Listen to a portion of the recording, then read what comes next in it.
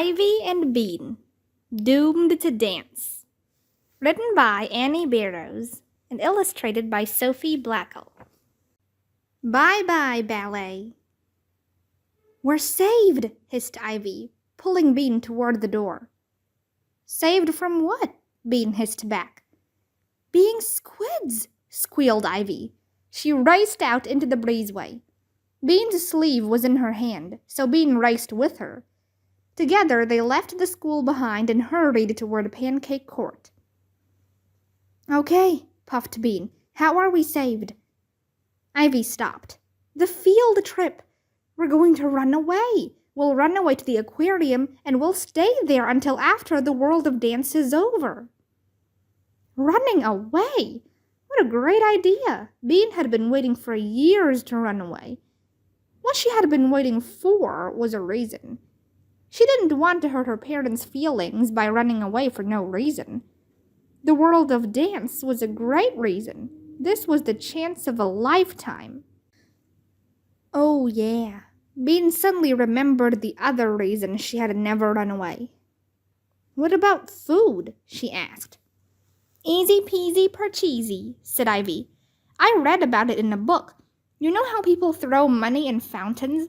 We scrape it off the bottom of the fountain after the aquarium is closed at night, and then we buy food with it. That was pretty smart. Bean was impressed. Also, it would be fun to walk in a fountain without grown-ups freaking out about it. Cool, she said. Where will we sleep? We'll find a good spot once we get there. Aquariums are good for sleeping because they're dark. And quiet. Fish are very quiet. Bean pictured herself drifting off to sleep with fish swirling around her. It would be nice. It'll be like sleeping on a boat. Ivy rubbed her hands together. In this book I read, the kids filled their clarinet cases with extra underwear, but we'll use our backpacks. My backpack is pretty big. We should bring jackets too, and money. In the book, they brought all their money. Why do we need money if we're going to scrape it out of the fountain? Asked Bean. Besides, I only have $4 and some coins. I've got 26 and some coins, said Ivy. But I don't want to spend it. I'm saving for a glass doll. There will be plenty of money in the fountain, Bean decided. And we'll get clean at the same time, said Ivy. Boy, Bean said, shaking her head. It's too bad I wasted all that time worrying. Somehow, knowing that they were going to run away made a ballet class better. Still not good, said Bean, but better. I don't know, said Ivy. She was watching Dulcie do an arabesque. An arabesque was when you stretched out one arm and one leg at the same time. Arabesques made Ivy fall over. Dulcie could arabesque all day long. Bet she puts glue on her shoes, muttered Ivy. Very nice, Dulcie, said Madame Joy. Thank you, Madame Joie, said Dulcie. Now, instead of being butterflies at the end of ballet class, they practiced Wedding Beneath the Sea. Dulcie swayed and Kitty jumped and fluttered her fingers. 2 starfish girls twirled with their arms out. 2 seahorse girls galloped in and out of the starfish. 2 tuna girls glided together across the floor. Ivy and Bean, the friendly squids, stayed in one place and waved their arms. Call this dancing? Bean whispered. This is standing.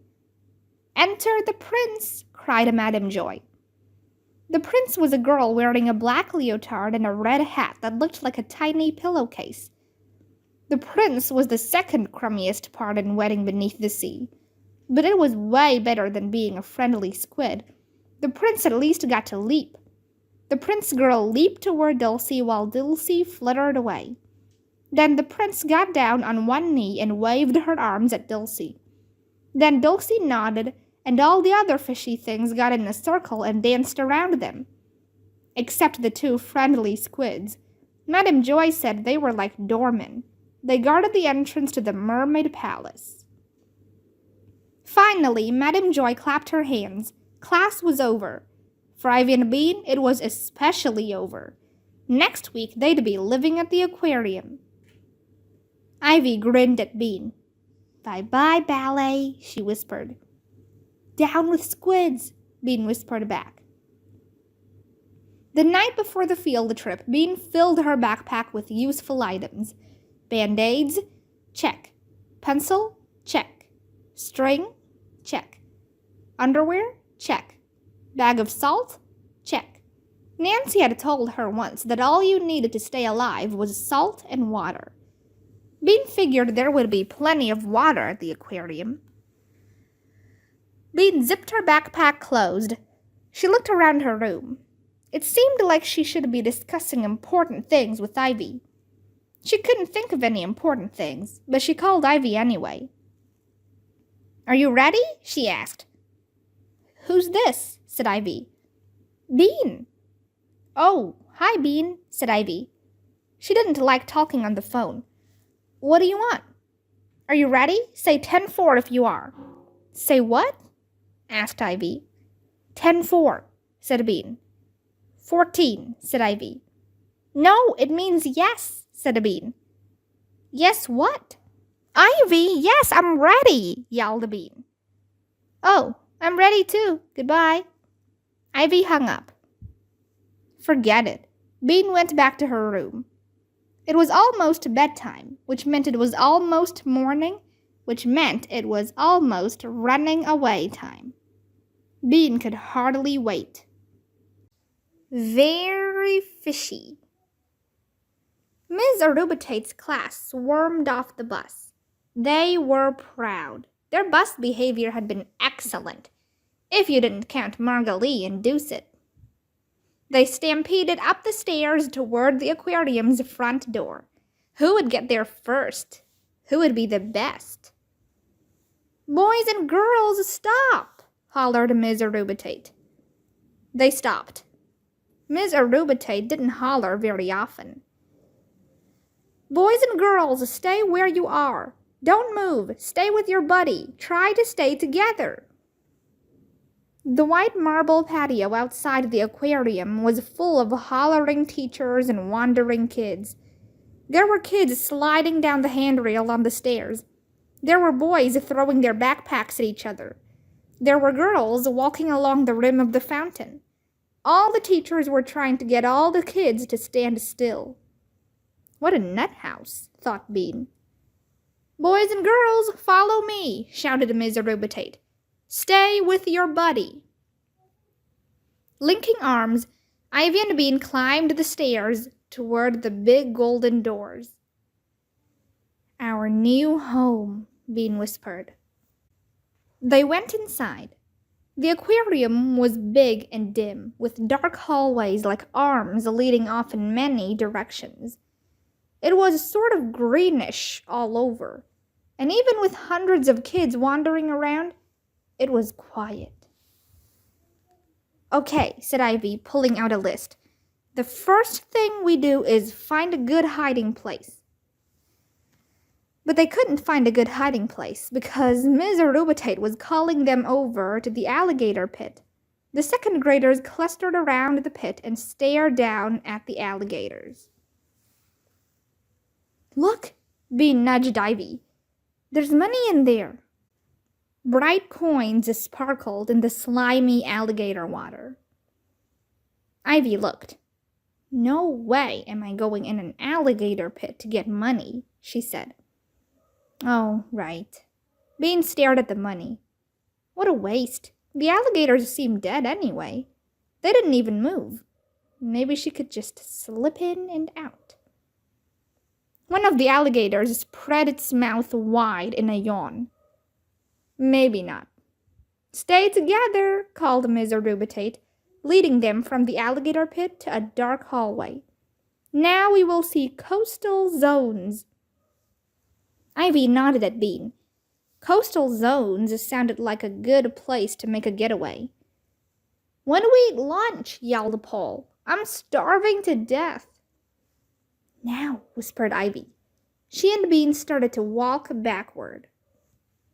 "There will be no eating inside the aquarium," said Ms. Arubatate. Ivy, Bean, stay with the group. Boy, does she have sharp eyes, Bean muttered. Coastal zones turned out to be tide pools. Tide pools were good because you got to stick your hands in them. Ivy and Bean decided to run away later. Ivy held an orange starfish, which was really called a sea star, and had eyes at the ends of its arms. Pretty neat. A sea anemone wrapped its soft tentacles around Bean's finger. She hoped it didn't hurt when she pulled her finger away. After coastal zones, there were penguins. Bean and Ivy liked penguins, but Zuzu loved them. She cried when it was time to go. Eric said he was going to freak if they didn't get to sharks soon, so Ms. Arubate let them skip shrimp and move straight to sharks. I want to see sharks, said Bean. Then we'll go. Ivy nodded. She wanted to see sharks too. As it turned out, sharks were not that exciting. For one, they were small, and they swam around in circles, zip, zip. They didn't care if the second grade wanted to see them or not. They just zipped around. Come along, boys and girls, called Ms. Arubate. Let's investigate the kelp forest. The kelp forest. Boringsville. Bean nodded to Ivy.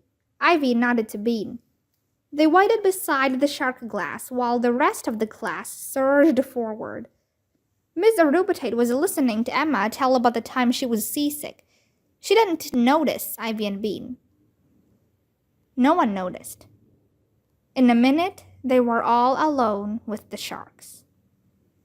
Now that Ms. Arubate's class was gone, Bean and Ivy could hear the sharks. They could hear them move through the water. Come on, Ivy pulled on Bean's sleeve. Wait a second. Bean leaned close to the glass wall. Bean wondered if they could hear her. Hi, she said. The sharks swam around, their black eyes empty. They didn't care. Let's get out of here, she said to Ivy. They turned and scurried down a hall lined with little tanks of fish. When they got to the end of that hall, they turned down another. And then another. They had done it. They were runaways.